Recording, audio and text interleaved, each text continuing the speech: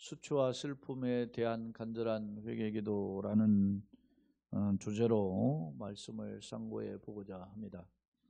자, 영상으로 송출되는 서론 부분을 한번 같이 읽어보겠습니다. 앞서 이스라엘의 전 영역에 대한 하나님의 심판을 소개한 바 있다. 그렇습니다. 이스라엘의 여러분 성전이 무너졌으면 다 무너진 거, 왕궁이 무너졌으면 국가의 모든 힘들이 무너진 것이고 성전이 무너졌다면 그들의 신앙이 다 무너진 거잖아요. 그러니까 대표적인 다 무너진 거죠. 뭐 성읍들이 다 무너지고 오늘 내용에도 들여다보면 알지만 아이들이 어머니 젖먹이 품에서 그냥 굶주려 죽는 거예요. 심지어 어디 그뿐입니까? 아이들이 젖먹는 아이들 어머니가 그냥 죽이는 거예요. 왜? 배고프니까. 굶주림 때문에. 이런 비참한 비극적인 일들이 벌어지는 거죠. 이런 일들은 이게 그냥 안 이루어질 것 같습니까? 있어져요. 지금도 세계 도처에서는 뼈만 앙상하게 남아가지고 이렇게 비틀어져 죽어가는 영혼들이 있죠. 우리가 지금 잘 먹고 잘 사니까 여러분 나는 먹방하는 유튜브 이런 거 좋아하지 않습니다. 방송에서도 유튜브뿐만 아니라 방송에서 요즘 잘 나가는 사람들이 하나가 방송에 잘 나가는 사람도 하나가 누구냐면 요리사들인데 다 그런 건 아닌데 그 뭐 먹는 거 가지고 말이지. 여러분 방송 프로그램 보십시오. 뭐 유명한 연예인이라든지 스포츠 스타 출신들 나와가지고 하는 게 다 먹는 것만 나오잖아요. 대만족 이런 것으로 뭐 먹는 프로그램들이 하는데 저도 그거 뭐 보기는 하지만 즐겨보지는 않지만 그게 과연 우리에게 과연 얼마나 유익할까 이렇게 생각해 보아야 돼요. 왜냐? 우리가 말이죠. 내가 잘 먹고 잘 사는 것만이 능사가 아니에요. 우리는 기독교인은 세상 사람들은 그렇게 생각 안 하더라도 기독교인들은 항상 나에게 왜 하나님이 먹고 배부를 것을 주셨는가에 대한 것을 고민해야 돼요. 그것은 나만 잘 먹고 잘 살라고 한 게 아니고 나로 인하여서 하나님의 복음이 흘러 넘치기를 원하잖아요. 내가 예수 믿고 구원받고 나만 구원받으라고 주신 게 아니잖아요. 마찬가지 아닙니까? 예수 구원의 복음이 주 예수를 믿어 그러면 너네 집 구원을 얻으라는 말씀과 같이 흘러가야 되는 거예요. 너와 내 집이 흘러가야 돼요. 너와 내 민족이 너가 속한 이 세계가 예수 믿기를 원한단 말입니다. 예수님의 명령, 지상의 명령이 제자를 통해서 명해진 명령이 사도행전 1장 8절 아닙니까? 1장 8절 아닙니까? 오직 성령이 너희에게 임하시면 너희가 권능을 받고 예루살렘과 온 유대와 사마리아와 땅끝까지 이르러 내 증인이 되는 겁니다. 증인이 뭡니까? 예수님의 증인이라는 게 뭡니까? 예수님께서 십자가의 죽으심을 통해서 우리 죄가 다 도말하여 졌고 예수께서 다시 부활하심을 통해서 우리에게 영생길을 열어놓으셨다. 그것이 증인이란 말입니다. 마태, 마가, 누가, 요한을 사복음이라고 하죠. 이 사복음서의 마지막 결론이 뭡니까? 예수 부활과 부활하신 주님께서 제자들에게 명하신 명령 아닙니까? 그 명령이 뭡니까? 마태복음 28장에는 뭐라고 해요? 마지막 18절로 20절이 마지막 소위 더 그레이트 커미션이라고 해서 지상 대유임령인데 명령이 뭡니까? 그 내용이 너희는 모든 족속으로 제자를 삼아 아버지와 아들과 성령의 이름으로 세례를 주고 내가 분부한 모든 것을 가르쳐 지키게 하라 그랬어요. 진리를 증거하라는 거 아닙니까? 마가복음 16장까지 되어 있는데 마가복음 16장 15절에 보면 너희는 온 천하를 두루다니며 만민에게 모든 사람들이죠. 만민에게 복음을 전파하라 그랬어요. 믿고 세례받은 구원을 받을 것 믿지 않는 자에게는 뭐요? 정죄함이 있으리라. 그러면서 믿는 자 이런 표적 따르려면 5가지 표적을 말씀하잖아요.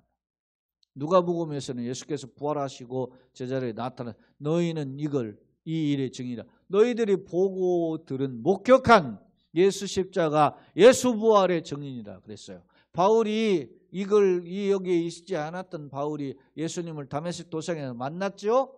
만났는데 바울이 일평생 그가 결국은 바울이 전설의 기록에 전해지는 기록에 의하면은 로마에서 말이지 도끼로 목이 잘려 죽었다 그러잖아요. 그래서 바울이 머리가 떨어진 곳에 그 움푹움푹 파여서 우물이 고이게 되었다. 그런 표현을 하고 있는데, 바울이 그렇게 순교하면서까지 증거할 때 두 가지 자랑이 있었습니다. 나는 그리스도 예수에는 결코 자랑할 게 없잖아요. 자기는 십자가 부활만 자랑한다 그랬습니다. 왜? 그게 진리의 핵심이기 때문에. 사랑하는 여러분, 오늘 우리가 뭘 증거해야 되는가, 뭘 전해줘야 되는가를 중요하게 생각해야 돼요. 예전에 저희 어머님이 돌아가신 어머님 그런 옛날에 이야기를 했어요. 아버지와 아들이 장사를 해요. 집신 장사. 옛날 지푸라기로 만든 집신이 있지 않습니까? 그거 참 가난하고 어려운 시대에는 그걸 다 신었다 그러고, 옛날에 봉건 시대에는 그런 걸 신었죠. 조금 부자는 또 나무 깎은 남학선을 신었고 그러다가 나중에 이제 가죽신이 나오고, 그럼 부잣집이나 하는 거죠. 실제로 제 기억으로도 우리 어렸을 때 저 초등학교 국민학교였죠. 다닐 때는 고무신 신고 다녔어요. 운동화 신는 애들이 없어요. 운동화 신는 애들이. 일단 초등학교 때까지 운동화 신는 애들을 별로 못 봤어요. 중학교 와서 운동화 신는 거예요. 중학교 와서.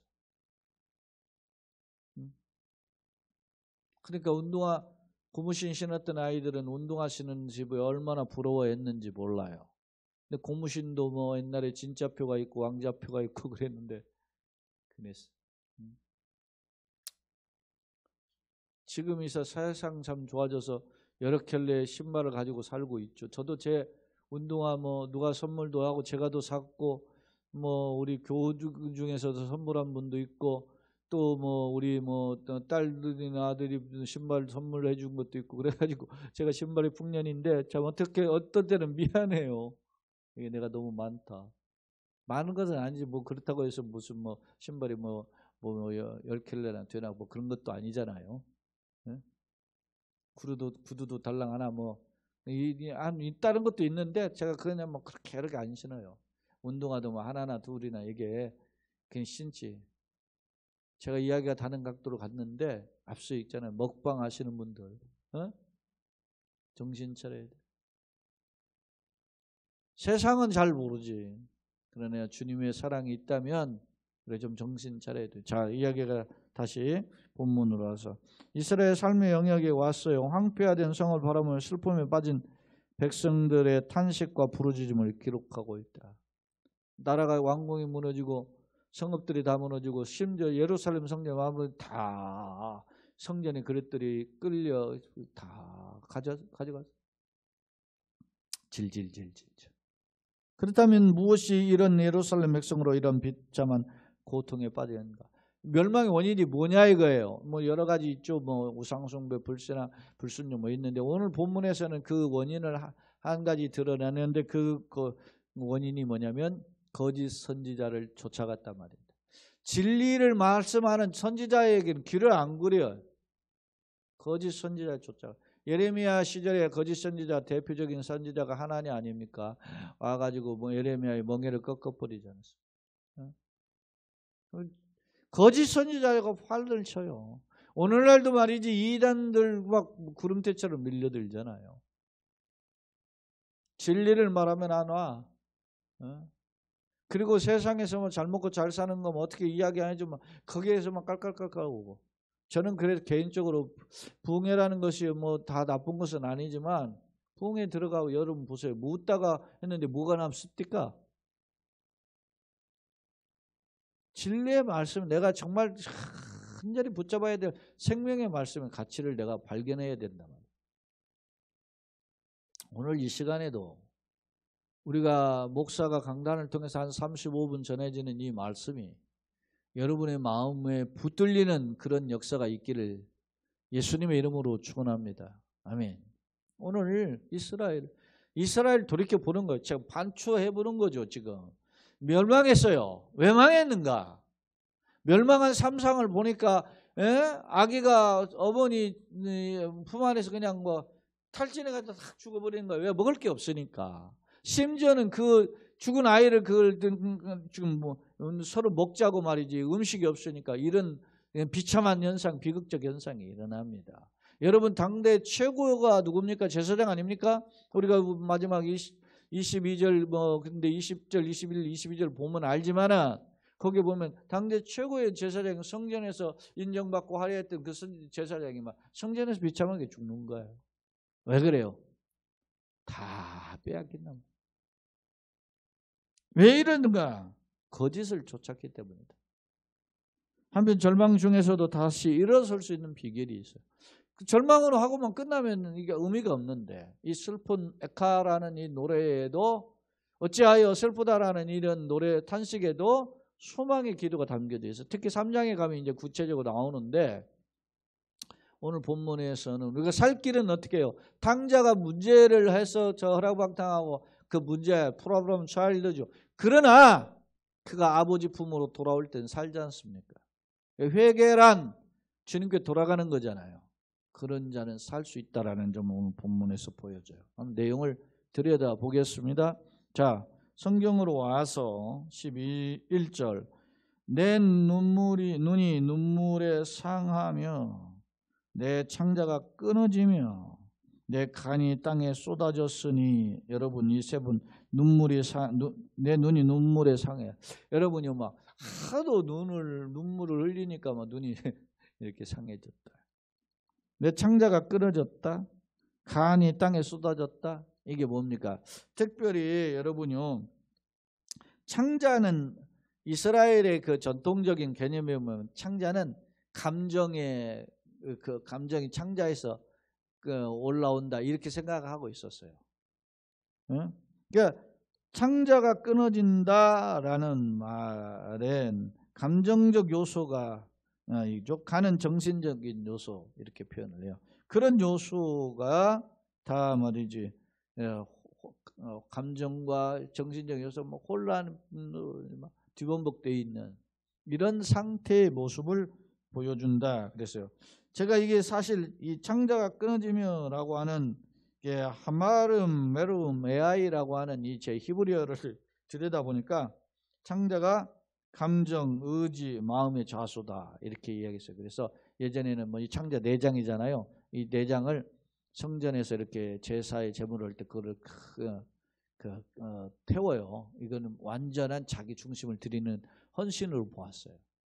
그게 그런 것입니다. 그러니까 창자가 끊어지는 것은 심적 감정에 심각하게 고통당하는 모습을 보여주는 거죠. 응? 자, 다시 한번 들여다 눈물이 이제 너무 흘러가지고 눈이 상하고 창자가 끊어지고 내 간이 땅에 쏟아졌으니 이는 딸 내 백성이 패망하여 어린 자녀와 젖먹는 아이들이 성읍 길거리에서 어떻게 해요? 기절했어요. 성읍 길거리에서 기절했다라는 것은 뭐냐면 죽었다라는 겁니다. 기절했다는 건 죽음을 완곡하게 표현한 표현이에요. 이게 결국 배고파서 죽는 거죠. 그렇게 되는 이 비참한 현실이 굶어 죽어가는 이 현실을 묘사해요. 12절 그들이 성읍 길거리에서 상한 자처럼 기절하여 그 어머니들의 품에서 혼이 떠날 때, 혼이 떠나는 죽는 거죠. 떠날 때 어머니들에게 이르기를 곡식과 포도주가 어디 있냐? 엄마 배고파 죽겠어. 어디 밥 어디 있어? 뭐 이런 거죠. 굶어 죽는 비참함. 네?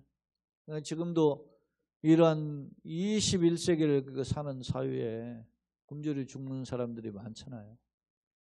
뼈가 앙상한 사람들.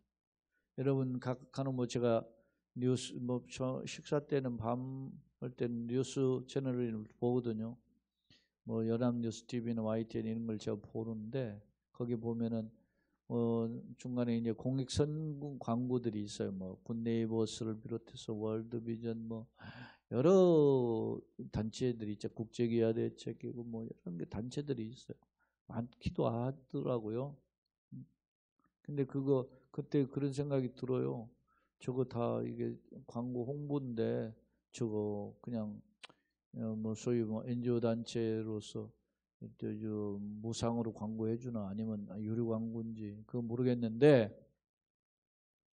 그래서 많은 사람들 원하면은 말이지 그 단체들의 경상비로 한 30% 쓴다 그래요.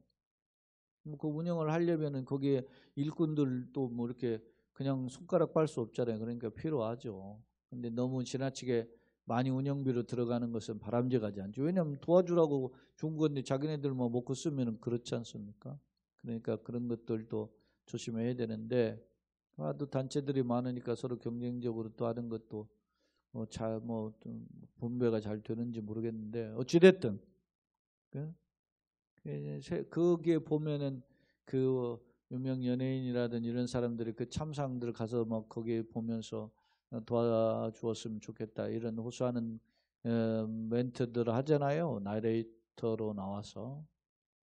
그런 걸 보면 지금도 이런 일이 벌어지고 있다. 지금 기원전 586년에 망한 이후에 지금 이 이야기들이니까. 그러니까 벌써 지금으로부터 2500년이 훌쩍 지난 거 아닙니까? 자, 딸 예루살렘이여. 그러니까 11, 12절은 어린 아이들이 이제 굶주려 죽어가면서 하는 이 비참한 참상을 보여주고, 그 부모님한테 엄마 밥 줘 막 이렇게 하면서 죽어가는 거예요. 13절 딸 예루살렘이여 내가 무엇으로 네게 증거하며 무엇으로 네게 비유할까? 처녀 딸 시온이여 네가 무엇으로 네게 비교하여 너를 위로할까? 너의 파괴됨이 바다같이 크니 누가 너를 고쳐줄 소냐? 너의 파괴됨이 바다와 같이 크다.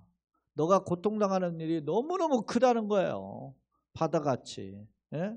조그마한 호수도 아니고 어마어마한 바다처럼 크다. 너무너무 크.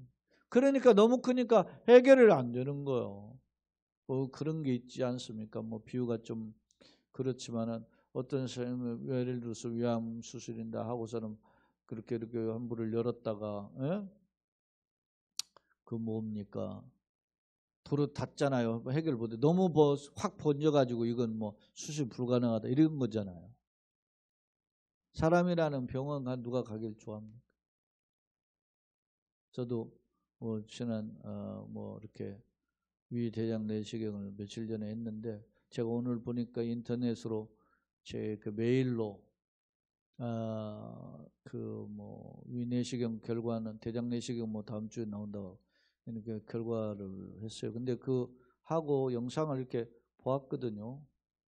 그렇게 했는데 담당 의사가 영상에는 대체적으로 양호한 편이다 저한테 이야기했는데 구두로. 근데 오늘 메일 내용에 들여다보니까 염증이 있고 식도염도 있고 이렇다고 쭉 적어놨더라고. 기분이 별로 안 좋더라고. 그때 의사가 한 말을 들을 때로 괜찮다고 해놓고 말이야. 그러니까 사람이 그런 거예요. 인간이 연약한 겁니다. 그래서 우리가 보세요. 이 참담한 상황이 어떻게 말아요? 고칠 수가 없는 상태로 퍼져 있어요. 바다처럼 크다는 거예요. 파괴됨이. 14절 내 선지자들이 네게 대하여 헛되고 어리석은 묵시를 보았으므로 내 죄악을 드러내어서 네가 사로잡힌 것을 들이키지 못하였도다. 헛된 것만 보고서나 말이지 거짓말만 시부렁거린 거죠.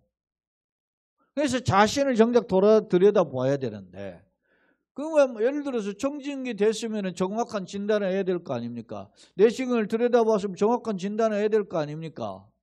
근데 딴 걸 이야기하면 정상, 앙호 판정을 딱 해버렸어요.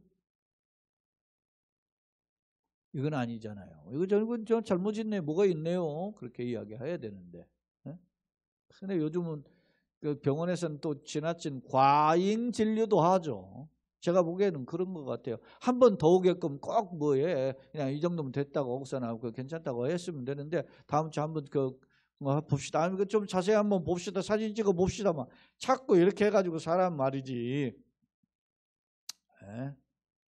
제가 생각한 게 지난 주일에도 이야기했지 않습니까? 최영국 할아버지의 두 가지 직업을 분류한 거, 산파적인 직업, 장애사적인 직업. 자꾸 아파야만, 남이 아파야만 돈 벌어먹는 거 별로 그런 거예요. 남을 치료해 주려고 해야지. 내가 남이 아픈 놈들이 자꾸 와가지고 내가 부자 되는 것은 별로 안 짜. 아픈 사람이 와서 내가 치료해 주고 말이지, 그렇게 회복되는 것을 기뻐해야지. 같은 의사지만 바람직하지, 응? 태도가 뭐냐 이렇게 생각해 보는 겁니다. 응? 목사도 마찬가지 아닙니까? 자기만 드러내고 교회만 뭐 성장하고 이런 것만 좋아하고 말이지, 우리 교회 몇 명 모인다 뭐 이런 것만 자랑하고 하면 하나님 기뻐하지 않는, 나는 그렇게 봐요. 제가 며칠 전에도 제 딸하고 제가 잠깐 대화를 하는 중에서 그런 이야기 했어요. 내가 아빠가 목회 방향을 바꿨다. 한 10 몇 년 전에 그런 어떤 계기를 통해서 아빠가 했다. 그때 마침 아빠가 읽었던 책에 책들을 통해서 고민하고 힘들어할 때 많은 도전을 주었다. 그래서 내가 목회 방향을 바꾸게 되었다. 그것이 정말 하나님 기뻐하는 일이라면 내가 하지. 그런데 그것이 아니기 때문에 내가 고민하고 내려놓았다. 물론 그걸 통해서 뒷걸음질 치는 부분도 없잖아요. 있지만 수단과 방법을 가리지 않고 소위 말하면 세상 보여주는 식 이런 것의 목회 방침을 내려놓았다. 이런 이야기를 제가 한번 한 적이 있어요. 여러분요, 내 방향성이 어딘가 한번 좀 고민해 볼 필요가 있어요. 오늘 본문에서 내가 누굴 말에 귀를 기울이고 살았다고요? 거짓 선지자들. 여기 보면 다시 봅시다. 내 선지자들이 네게 대하여 헛되고 어리석은 묵시를 보았으므로 내 죄악을 드러내어서 네가 사로잡힌 것을 돌이키지 못했다. 헛된 것만 보니까 이 사람이 곪은 염증을 도려내야 되는데 도려내지는 않고 거기다 그냥 연고만 바르고 델밴드만 발라주고 말아버렸단 말입니다. 그러니까 그것이 그들이 거짓 경고와 미혹에 할 만한 것만 보았다. 미혹된 것만 본 거예요. 안전하다 평안하다 할 때 멸망의 날이 호리는 오지 않습니까? 선지자가 말이지 입술에 하나님의 메시지가 없고 듣기 좋은 말, 가만히설만 하고 립서비스만 하면 하나님이 결코 기뻐하지 않는다 말입니다. 옛말에도 있어요. 양약은 고고하고 충언은 여기한다 그랬어요. 좋은 약은 입에 쓰고 충신의 말은 귀에 거슬리는 겁니다. 여자왕이 그따위로 했다 그러잖아요. 그때 당시에 다른 간신배들 말만 듣고 충성된 씨나 성충의 말은 듣지 않았다 그러지 않습니까? 자, 15절 모든 지나가는 자들이 너를 향하여 박수치어요. 정말 조롱하는 거죠. 딸 예루살렘 향하여 비웃고 머리를 흔들어요. 조롱하는 표현입니다. 온전한 영광이라 모든 세상 사람들이 기쁨이라 일컫던 성이 아니니. 잘난 체 되게 잘하던지 쫄딱 망했네 이런 거 아닙니까? 네 하나님의 백성이라 우리는 택한 백성이다 자랑하더니 꼴 좋대 이런 거예요. 내 모든 원수들은 너를 향하여 그들의 입을 벌리며 비웃고 이를 갈며 말하기를 우리가 그를 삼켰도다. 저놈들 말이지 우리 앞에서 기고만장하더니 우리가 그들 짓밟았네 이런 거죠. 우리가 바라던 날이 과연 이 날이라 우리가 얻기도 하고 보기도 하였다. 대적자들이 고소롱해 쌤통이다 이렇게 하면서 이스라엘의 멸망을 즐기고 있는 표현들을 지금 나오고 있습니다. 17절 여호와께서 이미 정하신 일을 행하시고 옛날에 명령하신 말씀을 다 이루셨으며 옛날에 하신 일, 경고한 일들이 이루어졌다. 어느 날 갑자기 이루어진 게 아니라 말입니다. 선지자를 통해서 계속 경고한 일들이 임하게 되었다라고 이야기해요. 그러면서 긍휼히 여기지 아니하시고 무너뜨리사 원수가 너로 말미암아 즐거워하게 하며 누가 하셨는 주체가 원수가 재빨은 것 같지만 주체는 누구라는 하나님이 하셨다는 겁니다. 또 내 제작자들의 뿔로 높이 들리게 하셨다. 대적자를 뿔은 영광 아닙니까? 하나님이 그들을 높이셨다는 겁니다. 여러분 생각해 보십시오. 이게 아이러니잖아요. 대적자들은 불신자들이 뭐 하나님 믿지 않는 자들이에요. 그런데 하나님이 믿는 성도가 하나님의 길을 바로 가지 않고 불신하고 타락하면 대적자를 데려다가 짓밟아 버린다는 거예요. 이게 아니 말이지. 아무리 그래도 그렇지. 하박국이 그것에 대해서 못마땅한 질문을 하잖아요. 이게 옳습니까? 옳으니까 이렇게 하박국서 보면 나오잖아요. 이에 대해서 하나님이 응답하시는 내용이 이제 하박국 2장인데 그때 뭐라고 하십니까?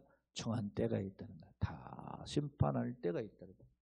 그럴 때 의인은 믿음으로 참고 견디면 나의 의인은 살게 될 것이다. 그러니까 하박국이 그걸 듣고 창자가 흔들렸다 그러잖아요. 그 소문을 듣고. 그래서 이 수년의 빠른 시일 내에 이런 하나님의 계획이 이루어지길 원하는 부흥케 해달라고 하는 건데, 부흥이라는 단어. 이게 부흥이라는 단어가 그냥 부흥해달라 뭐 이런 게 아니에요. 부흥은 빨리 하나님이 선하게 응답해달라고 하는 것입니다. 자, 그들의 마음에 주를 향하여 부르짖기를, 이제 이스라엘 백성이 이제 절망에 빠지는 게 탄식하는 거죠. 딸 시온의 성벽아, 너는 밤낮으로 눈물을 강처럼 흘리라. 얼마나 통곡하는 거면 통곡의 눈물이죠. 스스로 쉬지 말고 내 눈동자를 쉬게 하지 마. 눈동자를 쉬다라는 눈 감는 거죠. 그렇게 쉴 겨를이 없다는 거예요. 타는 통곡하면서 하나님을 찾으라는. 초저녁에 일어나 부르죠. 뭐 잠자리에 넣어야 될 시간. 이스라엘 지금 보세요. 우리 지금 겨울이잖아요. 이게 오늘 동지 뭐 그런 거 아닙니까? 오늘이 가장 밤이 깊은 날 아닙니까? 이제 오늘 내일부터는 이제 밤이 조금 지금 이제 줄어들겠죠. 가장 깊은 날이에요. 그러니까 뭐 5시 되기 전에도 깜깜하지 않습니까? 여러분요, 지금 그런데 우리가 5시 돼도 지금 8시 20분이 넘었는데 환하게 이렇게 하는 이유가 뭐예요? 등불을 밝혔네. 당시 생각해 보십시오. 2500년 전에 무슨 등불 밝힐 게 뭐 있어요? 그러니까 해 떨어지면 그냥 다 자는 거예요. 근데 어떻게 해요? 지금 정신 차려라, 잠잘 겨를이 없다 이거예요. 일어나, 초저녁부터 일어나서 부르짖으라. 하나님 살려달라고. 내 마음을 주의 얼굴 앞에 물 확 쏟아버리잖아요. 그랬더니 내 마음을 다 쏟아놓아라. 물쏟도 쏟아놓아라. 각 길 오기에 주려 각 기진한 네 어린 자녀의 생명을 위하여 주를 향하여 손을 들지. 자식을 위해서요. 며칠 전에 어느 뭐 연예인이 딱 했는데, 연예인 나와가지고 이야기하던, 당신 왜 열심히 이렇게 뭐 배우던데 이렇게 하느냐 그랬더니 아들 때문에 막 자기가 좀 장가를 늦게 갔는데 아들 때문에 열심히 산다 그래요. 방향성이 있더라고. 자기가 사는 목적, 아들에게 막 좋은 아빠로서 살고 싶었다 그런 말 이해가 돼요. 훌륭한 아빠다. 근데 여러분, 자녀들이 다 기진맥진, 자식들이, 그러니까 그런 자녀들을 위해서 하나님 주를 향하여 손을 들지어다 그래. 주를 향하여 손을 들라는 말은 불쌍히 여겨달라고, 전부 여지없어 손 들고 이렇게 해라는 말 아닙니까? 자, 20절 여호와여 보시옵소서. 주께서 누구에게 이같이 행하셨는지요? 여인들이 어찌 자기 열매, 자기가 낳은 아이죠, 그들이 낳은 아이들을 먹으며, 배고프니까 먹는 거야. 제사장들이 선지자들 어찌 주의 성소에서 좀 가장 거룩한 것, 가장 안전한 것. 여러분, 성소에서 심지어 살인한 자도 성소에서 제단불을 잡으면 살려주잖아요. 그게 소위 말하면은 도피성 제도 아니겠습니까? 그런데 성소에서 죽임을 당한다? 성전이 와로 다 무너졌다는 거 아닙니까? 늙은이와 젊은이가 다 길바닥에 엎드려졌어요. 그런데요, 보세요. 내 처녀들과 청년들이 칼에 쓰러졌어요. 힘쓸 사람이 힘을 못 쓰는 거예요. 그 다음에 주께서 주의 진노의 날에 죽이시되 그 긍휼히 여기지 아니하시고 도륙했다. 도륙을 철저히 죽이는 게 도륙 아닙니까? 마지막 22절. 주께서 내 두려운 일들을 사방에서 부르시기를, 절기 때 무리를 부른 거예요. 절기 때, 이스라엘 절기 때 뭐요? 성회로 다 모이잖아요. 성인 남자는 막 1년에 3번 꼭 갔자, 절기 때. 그렇게 막 무리를 몰라서 절기 때 사람이 몰려드는 것처럼 두려운 일들을 사방에 다 끌어모았다. 제가 새벽에도 이야기했지만은 어느 과학자가 이야기하잖아요. 지금 저 뭐 지구의 온난화 이래서 엘니뇨 난이나 이래 가지고서는 막 저기 있는 뭐 빙하에 얼어붙었던 그런 것들이 녹아지는데 얼음만 녹는 게 아니고 그 얼음 속에 있었던 균들이 다 이렇게 있었는데 그게 녹아지면서 해동되면서 균들이 살아난다는 거예요. 그 중에 하나가 코로나래요. 뭐 이분 이렇게 해석하더라고. 그러니까 해동되면 수없이 많은 균들이 태어나는데 코로나는 이제 시작이 불과하다 그래요. 여러분이 앞날이 답답한 것이에요. 그분 말대로 한다면. 바로 이러한 때 우리가 어떻게 해야 되느냐?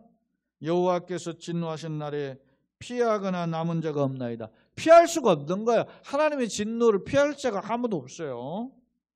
내가 낳아 기르는 아이들을 내 원수가 다 멸했어.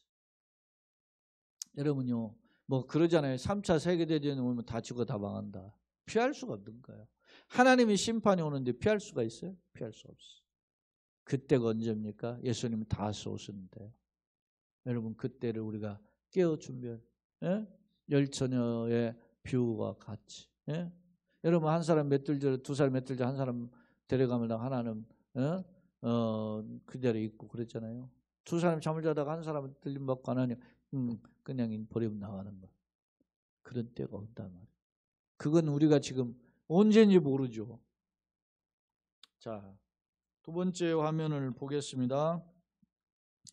불신앙에 따른 징계 참상을 묘사하며 하나님의 자비를 구할 것을 촉구했죠. 이런 게 우리가 지금 참상인데 우리가 살 길은 뭐냐? 하나님을 찾아야 된다. 그게 뭐예요? 회개예요. 돌아가는 거죠. 예레미야 젖먹는 아이들이 군주 이름으로 죽어가는 상황을 묘사하면서 탄식하죠. 그 다음에 예루살렘 멸망 까닭 왜 멸망했어요? 거짓 선지자를 자꾸 말 듣고 미혹돼 가지고서는 진리를 못 들어 깨달은 거죠. 하나님의 백성이 불순종하면 세상 백성보다 더 큰 수치를 당하게 된다. 강력한 경고입니다. 그러니까 우리가 지금 코로나가 온 것은 사실은 세상에 대한 경고지만 우리의 탓으로 우리가 생각해야 돼요. 우리 기독교인들이 우리 내 탓입니다. 우리가 하나님 앞에 바로 서지 못해서 이 일이 벌어졌습니다. 그렇게 회개해야 된단 말이에요. 그래서 올 한해 표어가 참된 회복, 치료와 회복을 경험하는 교회가 되기를 원했던 거죠. 그 다음에 예루살렘 회복되는 비결은 참된 회개 전심으로 부르짖어야 한다는 거예요. 돌아가는 겁니다. 근데 그 회개가 뭐냐면 기도는 없던 탄식의 기도, 회개의 기도, 눈물의 기도죠. 유다는 회복을 위해 한 현 상황을 아뢰며 주님의 자비를 구해야 한다라는 것을 교훈했어요. 3번째 화면. 자, 오늘 본문을 제가 요약해서 정리해 놓은 건데요. 참상의 문제를 해결받는 자세는 뭐냐? 즉 비극적 참상은 어땠어요? 군주 이름으로 어미가 아이를 먹고 제사장 성소에 죽임을 당하는 이런 비참한 상황이에요. 멸망의 원인이 뭐였어요? 여러 가지가 있는데 그중에 이제 오늘 본문에 나오는 대표적인 게 뭐냐면 거짓 선지자의 가르침을 쫓았고 하나님께 돌아오지도 않고 그냥 소위 말하면 세상 말로 지 마음대로 간 거예요. 그러자 하나님이 어떻게 불순종한 백성을 어떻게 이방 사람들 데려다 짓밟아본 분이죠. 강력한 징계를 통해서 다스리셨어요. 회복을 하려면 어떻게 해요? 썩어질 것을 버리고 우상을 버리고 세상의 것을 버리고 하나님을 찾아야 되는 거예요. 그게 회개에 돌아가는 거예요. 전심으로. 그러려면 어떻게 해요? 부르짖어 살려달라고. 교훈이 뭡니까? 회개만이 사는 비결입니다. 그것이 사는 비결임을 깨닫고 세상 자랑을 버리고 주님께 돌아가야 돼. 오늘 교회 안에 성도 안에 액세서리가 너무 많아요. 무슨 액세서리? 말씀의 액세서리, 복음의 은혜의 액세서리가 아니라 하나님 축복이 아니라 세상 자랑이 많단 말입니다. 세상에 뭐 잘 나갔네, 뭐 내가 무슨 뭐 1등 했네, 뭐 어쩌네, 뭐 무슨 상을 받았네, 내가 무슨 뭐 진급했네, 뭐 어쨌네. 그거 좋은 거지요. 그러나 그것이 더 아무나 세상에 교회 안에도 가득해. 경고입니다. 경고. 그걸 내려놓아야 돼. 여러분요. 벼는 익을수록 고개를 숙여요. 잘 나갈수록 교회에서 겸손해야 돼요. 여러분이 좋은 일이 있을수록 남이 알까 모를까 조심해야 되는 말이죠. 예? 예수님은 그랬죠. 옳은 소리 하는 거 왼손 모르게 하라는 거 뭐예요? 좋은 일이잖아요. 그게. 그래야 되는데 요즘 떠벌리는 시대 아니에요? 대통령 후보 보세요. 대통령 후보. 예? 내가 보기에는 허물천지인데도 막 포장하기 바쁘잖아요. 막 거짓말로. 그러다 보니까 막 후보 본인이 막 허물이 터져 나오고 이제는 뭐 아내 허물이 터져 나오고 이제는 또 막 자식 허물 터져 나오고 그러잖아요. 이게 무슨 우리가 여러분 그런 말을 할 때 세상은 뭐라고 그래요? 아유 저놈의 집구서 콩가루다 말이지. 콩가루 집안이다 이런데 아니 대통령 나라의 어른을 뽑는 이 지도자를 뽑는 일이 말이지. 무슨 뭐 콩가루 선거도 아니고 이게 무슨 짓인지 모르겠어요 이게. 그러니까 우리가 정신 차려야 되는 거예요. 기독교인들이. 하나님 앞 바른 거. 예?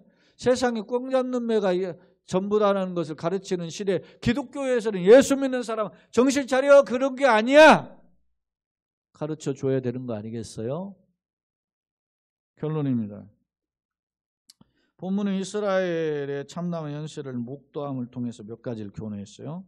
자, 예컨대 국가는 백성인들 모든 만물은 생사화복을 주관하시는 하나님 주권 속에 있다. 두 번 그렇기 때문에 성도는 벌어지는 일련의 사건들을 보면서 하나님 살아계시구나. 이게 그냥 우연히 되는 일이 아니구나 라는 걸 깨닫고 하나님을 바라보는 이제는 자꾸 세상에 끼우다는 것을 했지만 하나님 바라보는 믿음이 있어요. 복음 찬양에도 있잖아요. 사람을 보며 세상을 볼 때 만족함이 없었네. 그죠? 나의 하나님 그분을 볼 때 나는 만족하였네. 그죠? 그렇게 모션송도 있잖아요. 사랑하는 여러분, 오직 예수로 만족할 수 있어야 돼요. 자, 그것을 교훈하고 있어요.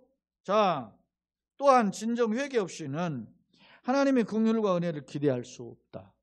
주님께 돌아가지 않고는 주님의 은혜 회복할 수 없는 거예요. 여러분 생각해 보십시오. 고름 상처가 있는데 그거를 말이지 그냥 밴드 하나 덮는다고 그게 해결되냐고. 아니죠. 특히 여러분 보세요. 바깥에 상처, 손등에 상처가 있다. 그러면 그거 상처가 금방 치료가 가능해요. 근데 몸 안에 상처가 있으면 어떻게 치료가 더 어렵잖아요. 응? 근데 영혼의 치료를 놓고 고민해야 되고 내 생각의 치료를 놓고 고민해야 된단 말입니다. 뭘 먹을까 입을까 마실까 이런 것에 자꾸 연연하지 말고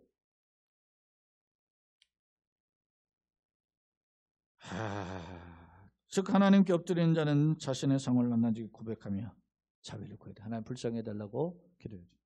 위기 때 문제의 원인이 나에게 있음을 깨닫고 개인이나 가정이나 다 교회나 다 내게 있을 때 탓이면 내가 기도 많이 못해서 그랬습니다. 내가 주님 뜻대로 못 살았어.